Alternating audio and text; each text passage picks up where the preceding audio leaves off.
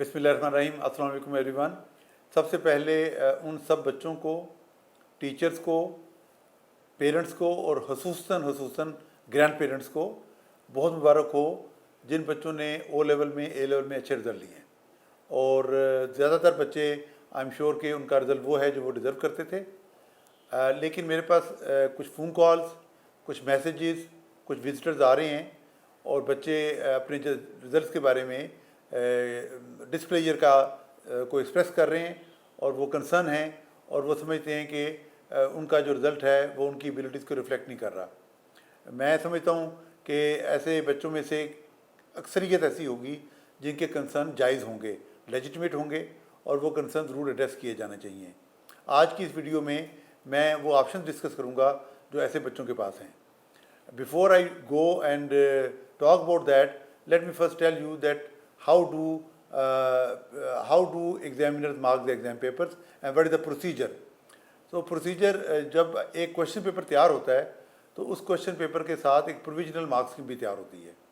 उस provisional marks scheme को जब पेपर हो जाते हैं बच्चों के, तो उसके बाद कुछ सैम्पल पेपर लेके डिफरेंट सेंटर्स के डिफरेंट एबिलिटीज़ वाले बच्चों के पेपर लेके उस मार्क्स स्कीम को मॉडिफाई किया जाता है।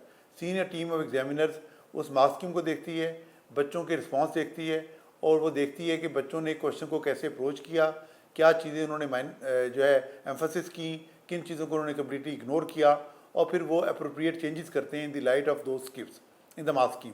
फिर एक मार्क्स स्कीम फाइनल बन जाती है। फिर वो मार्क्स स्कीम दे दी जाती है सब एग्जामिनर्स को जो उस पेपर की मार्किंग में शामिल होते हैं। लेकिन वो मार्किंग उनको ये नहीं कहा जाता कि आप आज शुरू कर दें, उनका एक टेस्ट होता है बाकायदा जिसको स्टैंडर्डाइजेशन कहते हैं। जब तक वो अपना वो टेस्ट पास नहीं करते, कुछ सैम्पल पेपर्स को मार्क करके उनको मार्किंग को शुरू करने की परमिशन नहीं दी जाती। फिर जब वो मार्किंग शुरू भी कर लेते हैं उस टेस्ट को पास करने के बाद, तो उनको थ्रू आउट मॉनिटर किया जाता है सीनियर टीम की तरफ से कि वो मार्किंग करते हुए टू जेनरस या टू हार्श तो नहीं हो रहे और वो स्टैंडर्ड मेंटेन कर रहे हैं या नहीं मेंटेन कर रहे। उनके कुछ पेपर्स के को रीचेक किया जाता है उसी मार्किंग के दौरान। कुछ उनको चेक हुए पहले से पेपर नंबर हाइड करके दिए जाते हैं ताकि उनको नज़र आए कि क्या उन्होंने वही नंबर दिए जो सीनियर टीम ने दिए। तो ये सारी फीडबैक भी दी जाती है, एग्जामिनर्स को बार बार बताया जाता है और हर 4-5 एग्जामिनर्स के ऊपर कोई एक टीम लीडर होता है जो उनकी परफॉर्मेंस को वैल्यूएट और मॉनिटर कर रहा होता है।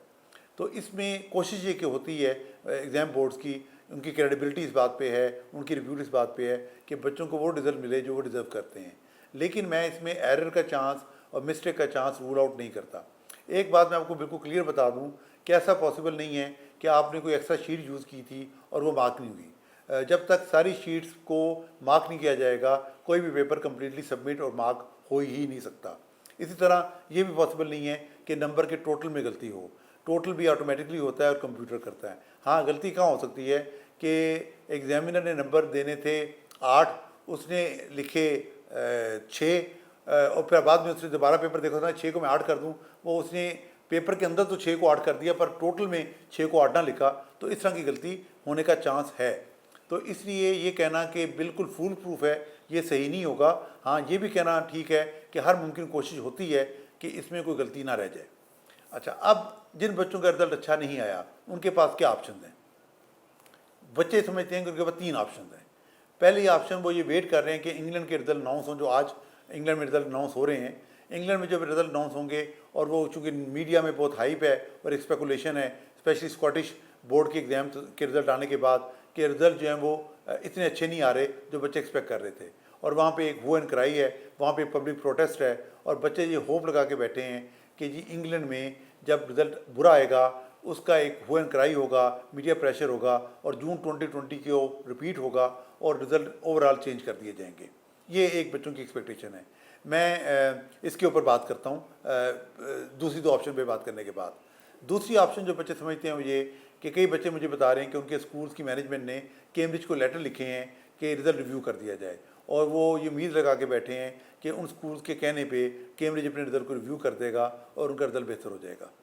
तीसरा उनके पास ऑप्शन है कि वो रिव्यू ऑफ रिज़ल्ट पे चले जाएं, जो एक फैसिलिटी अवेलेबल है जिसकी एक फ़ीस है और वो उस फीस के अगेंस्ट अपने रिज़ल्ट को रिव्यू करवा लें इंडिविजुअल बेसिस पे। तो मैं सबसे पहले ऑप्शन पे बात करता हूँ, इंग्लैंड में जो रिज़ल्ट आ रहे हैं आज।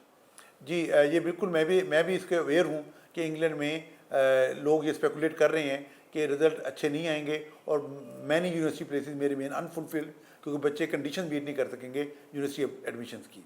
लेकिन मैं आपको ये फ़र्क बता दूं इंग्लैंड के एग्ज़ाम में और पाकिस्तान के एग्ज़ाम में या आउटसाइड इंग्लैंड के एग्ज़ाम में क्या फ़र्क है। इंग्लैंड में जून 2020 आखिरी जो फॉर्मल एग्ज़ाम हुए थे वो जून 2019 में हुए थे। जून 2019 के बाद इंग्लैंड में जनवरी सीरीज़ थी अगर पियर्सन बोर्ड की तो वो हुई, या नवंबर की सीरीज़ थी जून 19 की, जनवरी फरवरी की सीरीज़ थी OCR की बड़ी लिमिटेड थी तो वो हुई।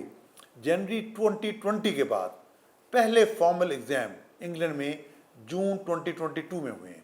तो after a gap of more than 2 year this is the first formal full fledge exam series. तो इसलिए उनके जब रिजल्ट कंपेयर होंगे तो जून 2022 के रिजल्ट कंपेयर होंगे जून 2019 के रिजल्ट के साथ। जून 2019 चूँकि एक नॉर्मल एकेडमिक ईयर था और जून 2022 में चूँकि कोविड ने हिट किया हुआ है स्टडीज़ को और एजुकेशन को, इसलिए दोनों के रिजल्ट का कंपैरिजन करना फेयर नहीं होगा। और अगर कोई तब्दीली आती भी है उनके रिजल्ट में या वहाँ पे कोई इंटरनली, वो अप्लाई नहीं करेगी automatically on exams which are taken outside UK. क्योंकि मैं फिर बता रहा हूँ कि हमारा जो मेन एग्जाम बोर्ड है पाकिस्तान के अंदर वो कैम्ब्रिज इंटरनेशनल है। Cambridge international does not operate with in UK. UK के अंदर उसका सिस्टर कंसर्न है जिसका नाम OCR है, वो ऑपरेट करता है विद इन यूके। तो इसलिए OCR के रिजल्ट और CIE के रिजल्ट एक दूसरे के इंडिपेंडेंट हैं। इसलिए अगर OCR चेंज भी करता है, अब मैं उसकी भी लाइक्लीहुड बहुत कम देख रहा हूँ, लेकिन अगर ऐसा होता भी है तो उसकी प्रॉबिलिटी के कैम्ब्रिज के रिजल्ट चेंज हो जाएं बहुत कम है। तो ये उम्मीद रख के बैठना कि इंग्लैंड में कोई हुए क्राई होगा, कोई मीडिया प्रेशर आएगा और उससे हमारे रिजल्ट पाकिस्तान में बैठे हुए बच्चों के इंप्रूव हो जाएंगे, मैं समझता हूँ कि मैं शायद बुरी न्यूज़ दे रहा हूँ कि ये इतनी इसकी लाइक्लीहुड अच्छी नहीं है। दूसरी ऑप्शन है ये आप बच्चे बता रहे हैं कि स्कूलों की मैनेजमेंट लेटर लिख रही है कैम्ब्रिज को। मैं समझता हूँ कि स्कूलों की मैनेजमेंट को ऐसे लेटर नहीं लिखने चाहिए। इसलिए नहीं लिखने चाहिए कि कैम्ब्रिज ने एक ऑल्टरनेटिव सिस्टम कॉन्फ्लिक्ट रेजोल्यूशन का दे दिया है, और वो क्या है कि अगर आपने रिजल्ट से सेटिस्फाइड नहीं है आप रिव्यू कर सकते हैं। रिव्यू के बाद उसकी अपील भी हो सकती है, फर्स्ट स्टेज अपील और फिर सेकंड स्टेज अपील भी हो सकती है। अगर कोई स्कूल ये समझता है या कोई कैंडिडेट समझता है और वो बहुत कॉन्फिडेंट है कि उसका रिजल्ट डेफिनेटली इंप्रूव होना चाहिए, तो उसके बाद रिव्यू और रिजल्ट की ऑप्शन अवेलेबल है। मुझे नहीं लगता, अगेन मैं शायद आपको अच्छी न्यूज़ नहीं दे रहा, मैं वो बात नहीं कर रहा जो आप सुनना चाहते हैं, लेकिन मेरा फ़र्ज़ है कि मैं आपको रियलिस्टिक बात बताऊँ।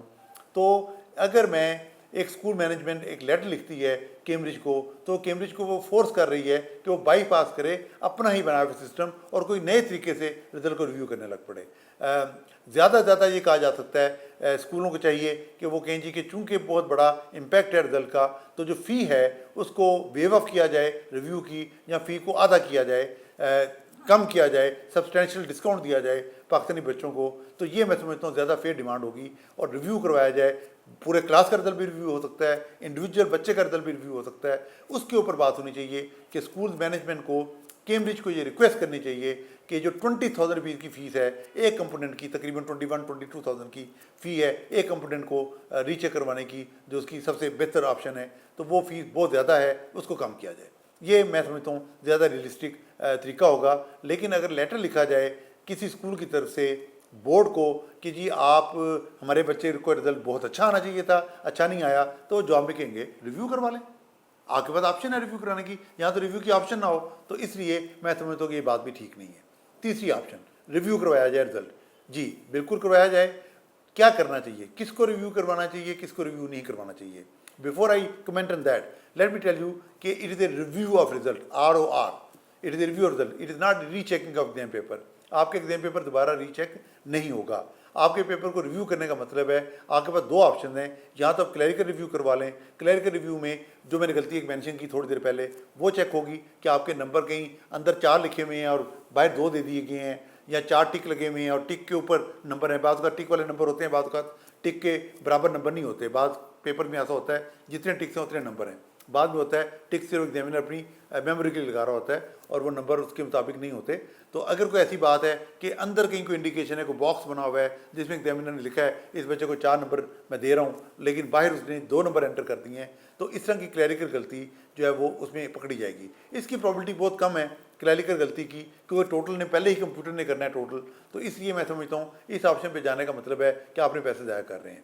अगर आपने रिव्यू पे जाना है तो आप मुकम्मल रिव्यू वाली ऑप्शन लें, जो कि 2S ऑप्शन है, जिसको ऑप्शन में कह रहा हूँ 2S। 4 ऑप्शन है, वन है clerical review, 1S clerical review के साथ आपको आपका जो पेपर है उसकी कॉपी आएगी आपके पास रिव्यू होने के बाद।